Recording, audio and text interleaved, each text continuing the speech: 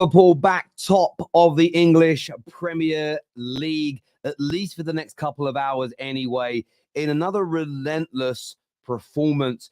They go a goal down a minute or so into this game. An excellent strike by Danny Welbeck after some dilly-dallying by Liverpool's centre-backs. But from that moment, really, right into the final whistle, Liverpool were the dominant team. They were relentless in their attack. They were unyielding when going forward. And I don't think a single football fan watching is surprised that Liverpool came out on top today. Their performance deserved it.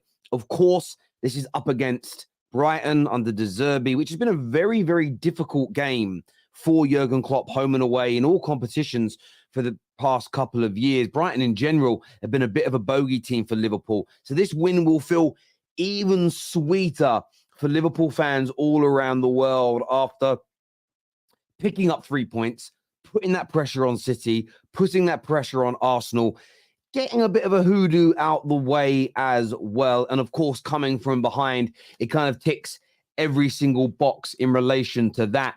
And look, I thought thoroughly deserved their win today. I haven't even looked at any of the stats throughout the game. Sometimes I do that, sometimes I don't. I'm just looking at them now. Was it going to be 60% of the, 55% of the ball? I mean, 30 shots to 9. That actually surprised me. There were so many. I did see one statistic that shows, I did see one statistic that shows that today was the most amount of attempts on goal Mo Salah's had against any team in his Premier League career. Only ended up with 1 goal. It wasn't the greatest of days, if truth be told, from Mo Salah. Very, very wasteful. But they said at half-time on Sky Sports, channel I was watching over here in the UK, and it was so accurate. They just said that the problem is with criticising Mo Salah that he's going to keep trying and he's going to score. And that is one of the strengths of Mo Salah I love. Even when he's not having the greatest games, even when his shots and his chances and his efforts are not coming off, what I absolutely adore about this guy, again, I hate it as a Man United fan, but I adore it as a football fan, is the fact that he just keeps going. He just keeps trying. And I've used it about Liverpool today. Liverpool, we're relentless again. But Mo Salah is such an embodiment of that. He doesn't allow 2, 3, 4, 5 missed opportunities damage his confidence, and he steps up, scores another winner for Liverpool. In central midfield, look, there's been a lot of debate recently. You got Man United fans and Chelsea fans fighting each other, fighting amongst themselves, fighting rivals about, is X midfielder good enough? Is Y midfielder good enough? And the thing when you look at Liverpool is this, is Liverpool, their players are performing individually, but the system is also brilliant. The midfield display today, I thought, was very, very good by and large from Liverpool, especially McAllister. Playing up against your old team as well can sometimes be a very daunting task, and he did it impeccably well today. Got a yellow card early on, which I didn't think he deserved. Managed that brilliantly. He's passed to Mo Salah for the goal. Some will just see it as a 5-yard pass. That there is what I call a proper assist, because the weight of the pass was perfect. Doing it through a sea of bodies was absolutely great. And then he buried, and obviously Mo Salah then buries the chance. That was sort of a cherry on top of the icing. But the overarching display today from McAllister in terms of controlling tempo, his passing range, his creativity was absolutely excellent. I think it was 5, maybe 6 chances he created in the game as well. He was absolutely impeccable. He really, really was. So I thought he had a tremendous game. Defensively, look, Brighton had some opportunities in the game. They had opportunities to counter. That's just the way Liverpool play football. For a while, last season, I did criticize it because it was a real problem for them. This year, it continued, but it's obviously just the way they're set up. And they trust their goalkeeper. They trust their defenders to make the tackles, to make the blocks, to make the saves. Otherwise, they'd have adjusted to it. But for me, what I saw, who stood out to me today was Quansah. Quansah today, he had 2 or 3 moments where it maybe looked like he got beaten, or a bit of a weak back pass. I think it was the Adingra. He beat him on the left-hand side, but he then slid in and he won the ball. And I'm not going to do what some Liverpool journalist once did and say that Aaron Wan-Bissaka is not a good one-on-one defender because he makes slide tackles. No, sometimes you have to slide tackle. Sometimes a player gets the better of you, but how do you recover? And I thought Quansah was absolutely impeccable today. And just like with Connor Bradley, Liverpool have got two very talented young players with extremely high ceilings that you just hope the next manager and team suit their style of play and really nurture them, because both of them are highly, highly talented indeed. And it looks to me as though Konza and Bradley are going to save Liverpool a lot of money in the transfer window, and they can then focus that money. They don't need another right back unless Trent leaves. They probably do need one more centre back, but rather than needing two, they've got one in him now that they can develop. They could probably then focus a lot more on the left back area and maybe something else up front if they feel they need that. There are some injury concerns with the likes of Jota being out quite a bit, etc. But they can put that money elsewhere now, Liverpool, because those two young players were great. But overarching, look, Liverpool the better team by a country mile. A little hairy in the last 5 to 10 minutes, but it always can be. But they were great today, Liverpool. They were relentless. Not spectacular, but relentless. And this stage of the season, more than any other, it's about results. And Liverpool fans can kick off their slippers, kick off their shoes, put their feet up now Easter Sunday, eat your lamb, eat your roast potatoes, eat a chocolate egg, whatever it may be. And you can watch the next game and know that, yes, you might go back down to second if Arsenal win. But I actually think an Arsenal win now is going to be better for Liverpool. I know they will say draw. Okay, draw mathematically is. But a win for Arsenal is better than a draw. And do you know why? Because it means that there'll be 4 points between both Arsenal and Liverpool and Man City. It puts a pressure on City where one more slip up and it's probably the end of their title charge. And I think Liverpool going head-to-head with Arsenal gives them a much better chance of winning the league than a draw between Arsenal and City and going head-to-head with both of them. Just from a probability point of view. From an experience perspective. That's just my take. Looking from the outside in, Liverpool fans may see this a little differently. But as I say, I can't eat them at the minute. At least I can breathe now. Listen to it. Obviously, I assume you're fasting, brother. And a few hours' time, you'll be able to break your fast. And have a chocolate egg. Why not? In fact, it's the only day of the year where I let my kids eat chocolate breakfast time. They had trifle and eggs for breakfast, chocolate eggs. Normally it's something quite nice and nutritious. Eggs normally. We do the Eddie diet at home with the kids. They just eat eggs and fruit in the morning. But today they had chocolate because I just thought, why not? It's one day. It is one day. Rather stay on top with the draw. No, I understand that logic mathematically, but deep it. Taking City. This is the game in the UK, a game show called The Weakest Link.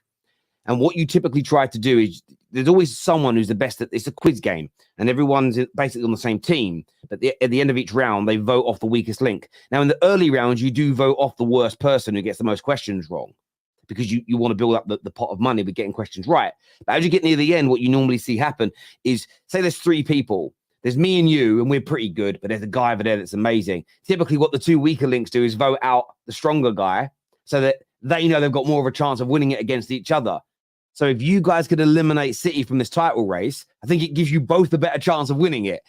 If City are still in it by a point, they're still the favourites. That's all I'm saying.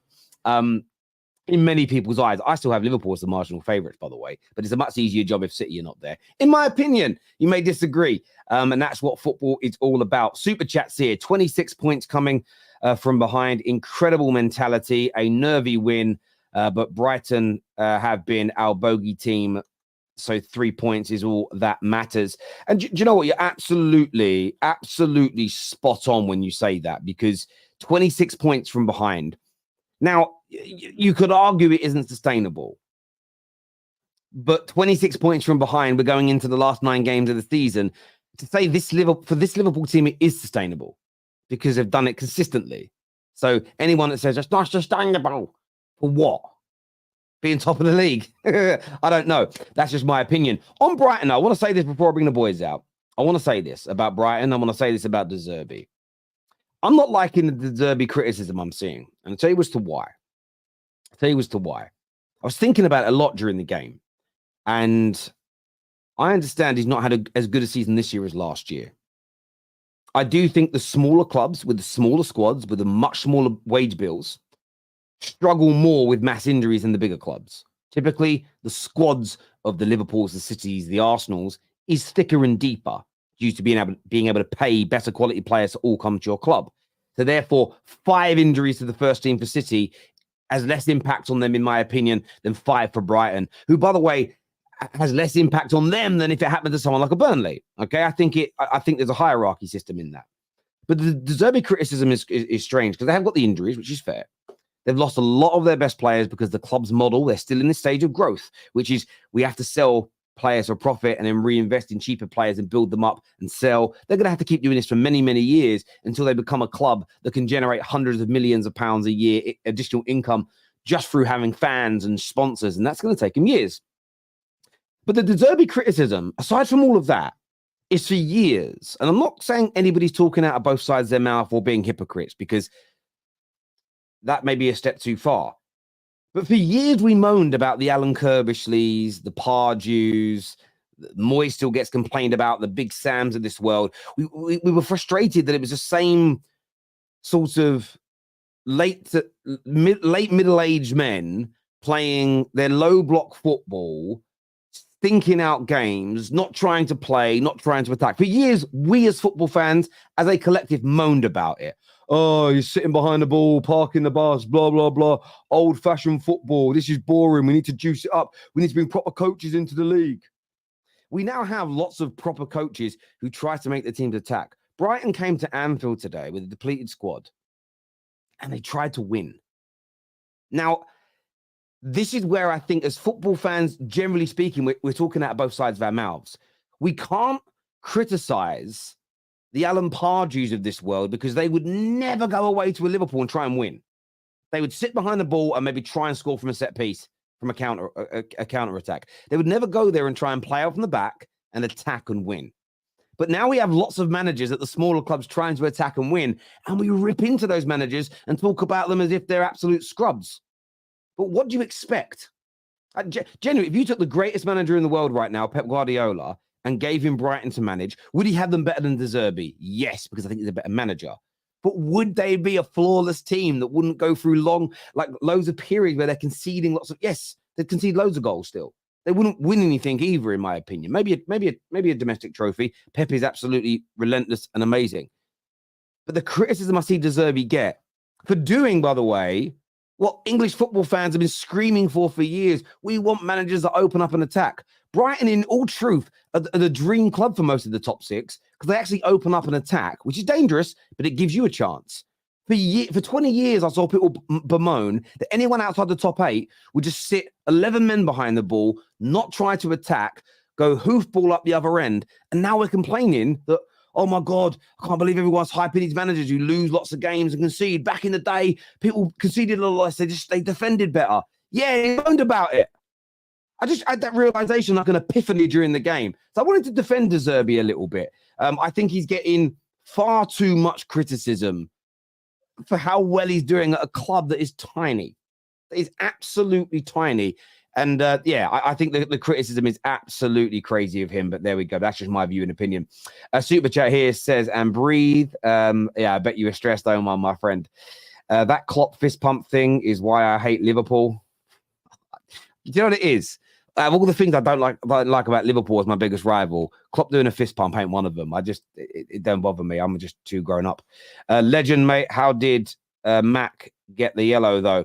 I don't know. The referee had a really bad game today. Gave loads of silly little fouls that stopped the flow of the match. And both teams like to attack. And it would have been a lot more fun if he let more fouls go, in my opinion. But yeah, that yellow card was a scandal. On the show now, we've got man like Sam. We've got Sia. We've got Ram, Sam, Sia, and Brandon is here with us now. Welcome back, Ram. A very, very important win for you today. I think I want to echo what Omar said. I've never been so stressed in my life. It was the hardest 10 minutes of my entire time of watching Liverpool. It's got to be up there because the amount of times we kept on missing our chances, there's always that echoing feeling of, oh, they're going to get a goal back. It looks like it's one of them games where we just can't get the third goal. We can't kill the game off. Given what happened to United, against United last time, I really didn't want to go back through that. But most important thing, getting the 3 points, we can relax. We can look at what Arsenal's doing and what City's doing. Brandon, I'm looking at yourself. You got to do your business. We done our business. You got to do your job. But I want to really give a big shout out to someone I think is deserved because he was man of the match for me today. Alexis McAllister. I said this in the group chat multiple times. For me, in terms of signing of the season, he's the most valuable. In terms of value, he is signing of the season, in my opinion. £35 million for a player since 2024 who's not put a performance lower than an 8. Lower than an 8. That's how good this guy's been. He was absolutely fantastic. The over-the-top through balls, the dictating of play, getting into the advanced positions, the assist for Salah, the composure, just everything about him. And also the dogged work he had to do, getting in those tackles, getting interceptions, clearances, everything. A proper midfield performance from the man. And look, when we were having the likes of Szoboszlai, Salah, Trent out, he stepped up massively. Absolutely massively. And he's been clinical and he's been what he's meant to be from the last couple of years when we saw him at Brighton. He's now starting to show up for Liverpool, and he's going to be an important player for the up and coming months when we try and do end up winning this title. Yeah, he was absolutely impeccable today. And the irony in that is people criticizing Zerbi. I sit there and think, yeah, and he lost him and Caicedo. And the likelihood of continuing to find players of that level is hard. And they've obviously brought in some excellent people. But again, if you literally put McAllister in the Brighton team today, it could have been a very different result. That's how influential he was today. I thought he was impeccable. And Chelsea fans, obviously the last couple of streams that we've done, Chelsea fans been complaining about Caicedo and Enzo, them two not performing. Maybe there's a reason why. What's the common denominator between Caicedo and Enzo when they were playing well last season? Alexis McAllister.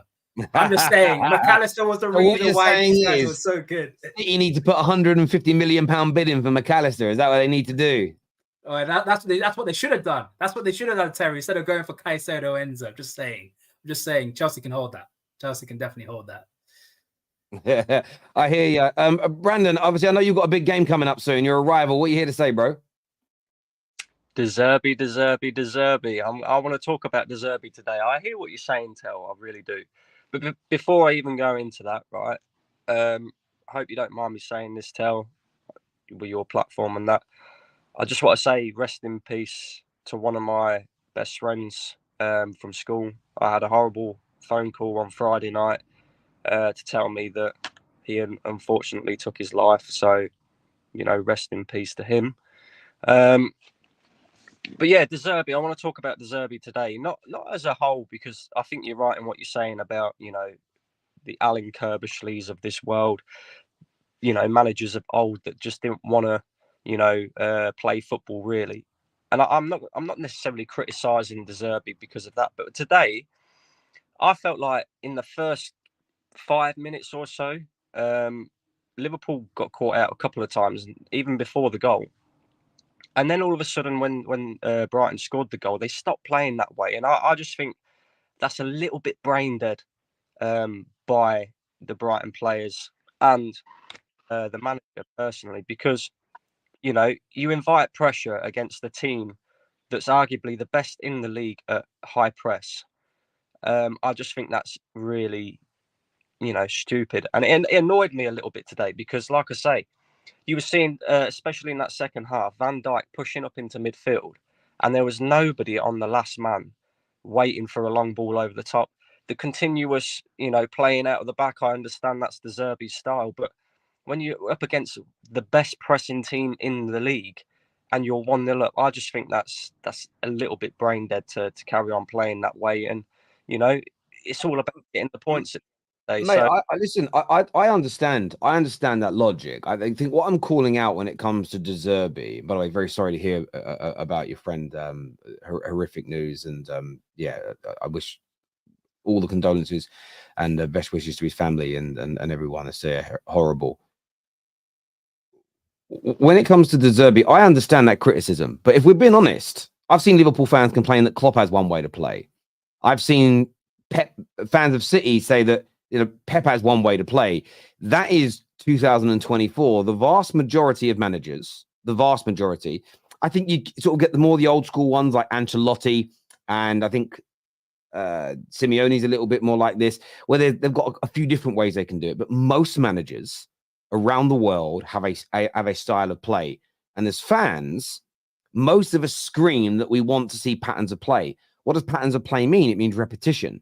Essentially, it's only a pattern if you can continue to see it, right?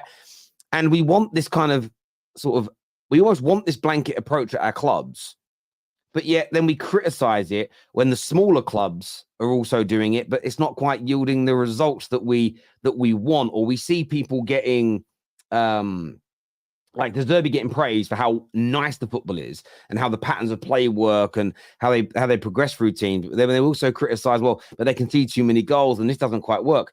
I don't think it's plausible with a squad Brighton size, the money they have, to build a team with the quality of players where you can play De Zerbi's style, but also be really strong and hard to break down at the same time. I think that comes by adding better. I think there's better things he could do, but at the same time, it's you look at Arsenal and Arteta.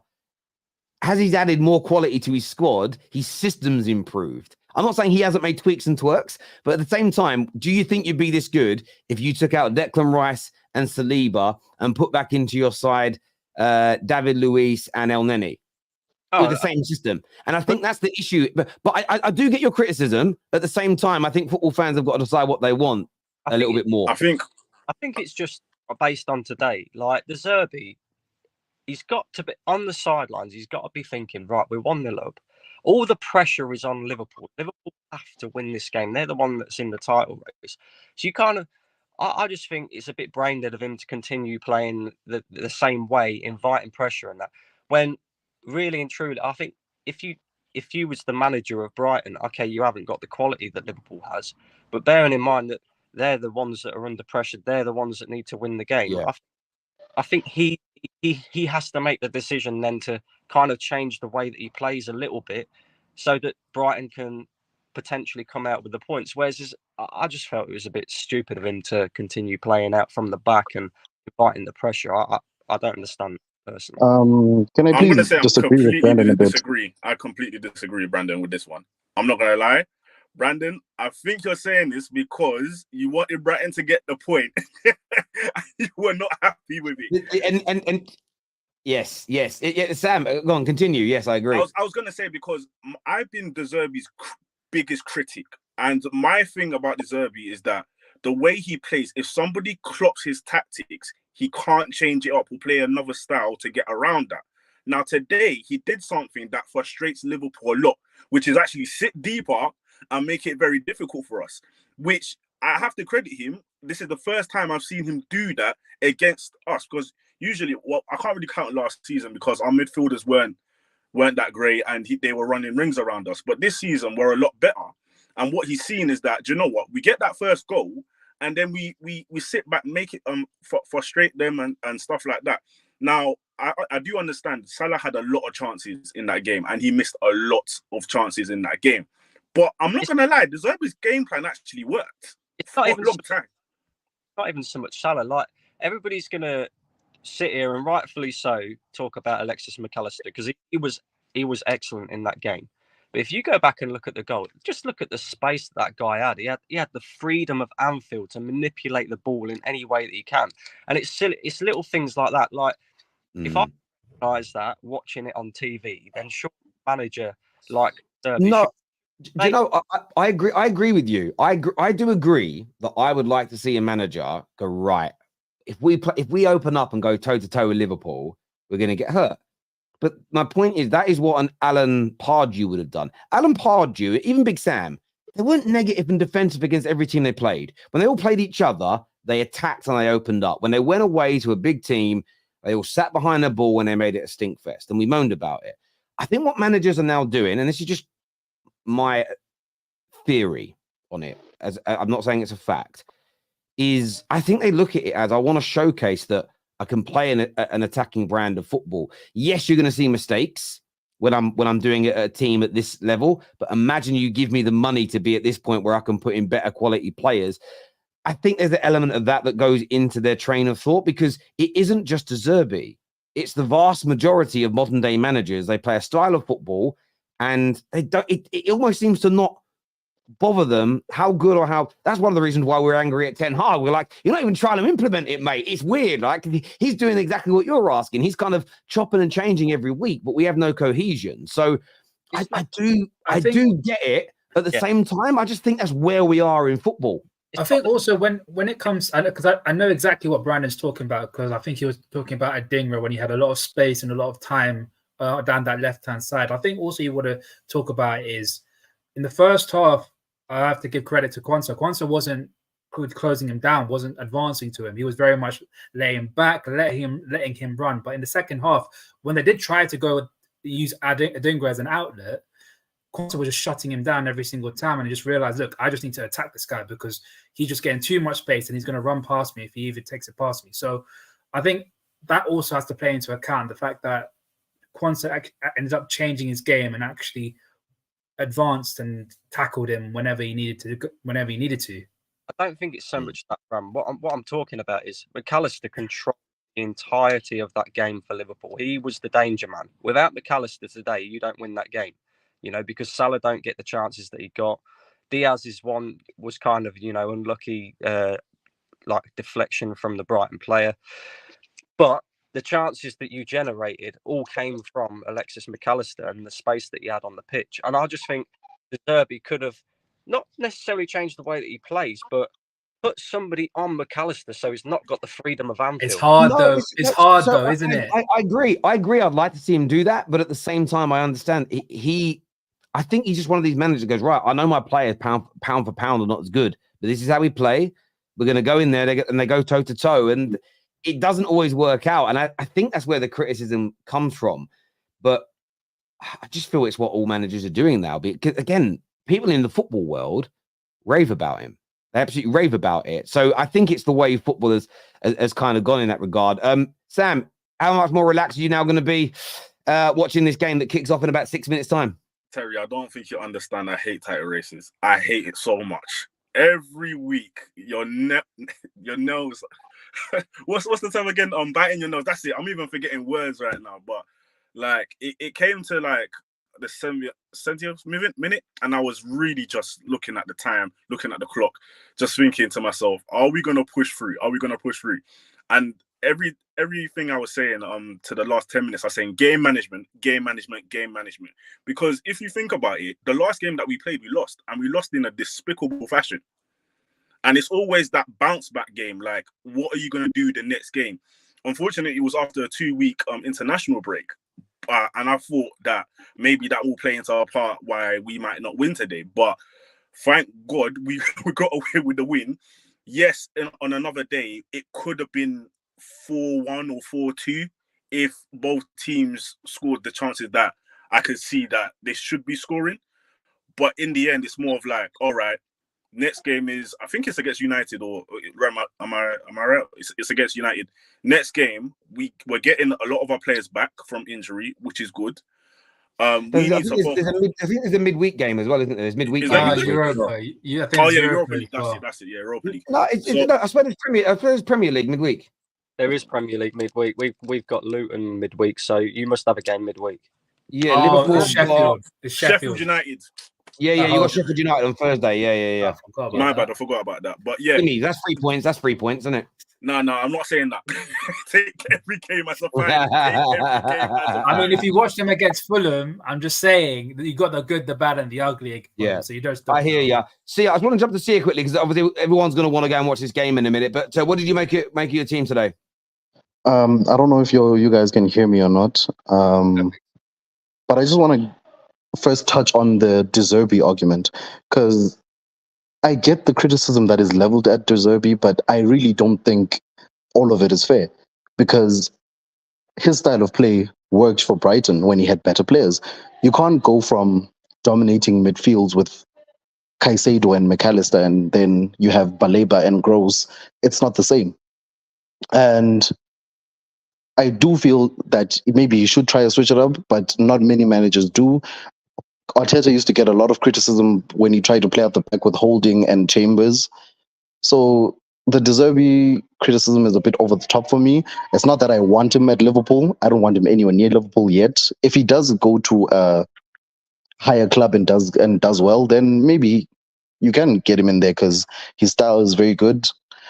But yeah, that's what I wanted to say on De Zerbi. And then on Liverpool, Mo Salah was really wasteful today, firstly. and we can't keep conceding these sucker punches early on in games. I know we always come from behind and win, but we can't rely on that in a title race this tight. It's just not. I'm not going to use the word sustainable, but it's not smart. Let me use the word smart. You could be right in terms of just being that one thing that just tips it somebody else's way. Jay here says Brighton didn't sit back really. They played denial football, blocking off the space. They didn't want to press and leave space for Nunes in behind. Look, listen, I get the criticism Zerbi gets. I think some of it's a little bit, it's weird. He went from being, I think it's because so many people, do you know what, in life you get this? You must see it in other things that you're all interested in, whether it's, I don't know, comic books, whether it's certain types of music, actors. When something starts getting hyped, there's always a group of people that, for no apparent reason, just come in to shit on it. And I think that's what Zerbi's getting, because he got a lot of hype. You get people go, right, I've got to find a reason to rip this down. Why do you want to rip it down? Terry, Because it's just because. Yeah, I admit it's because when some people wanted Klopp out last year, I had a personal vendetta against Zerbi, because when people were complaining about Klopp not changing it up, and I was looking at Zerbi and him not changing it up in certain games, I was like, so what are you complaining about? Yeah. One guy to I go agree. because of one thing, but you want to say that don't make no sense. No, totally agree. Boys, I know everyone's just because the game's about to start. I'm really sorry to say we'll touch a bit more on Liverpool later on and on the Top 6 show today. I know everyone's going to go and want to watch this game because it's game of the season so far, potentially. Hit the like button, people. Make sure you're subscribing, and we will see you live. I was doing a watch along today, but I've got an issue with my son, so I can't because I can't be that long on the stream. But we're live after the game, so make sure you're tuning in. This will take you through to it. So I want to see you all here back at full time. Take care. Goodbye. God bless, and I'll see you.